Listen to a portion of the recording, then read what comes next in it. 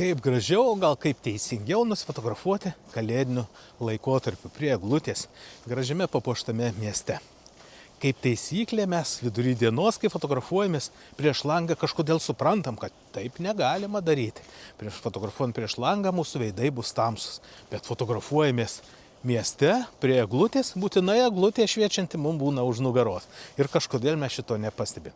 Todėl, mėlyje, mano patarimas geriausias, tai turėti su savim kokį nors šviestuvą, prožektoriuką pavyzdžiui, arba kokį LED lemputę, ant kurios ten yra daugiau lemputės, kad galėtum pasišviesti, apšviest žmonių veidus, kuriuos tu fotografuoji. Antras dalykas, nestokit prie pat eglutės.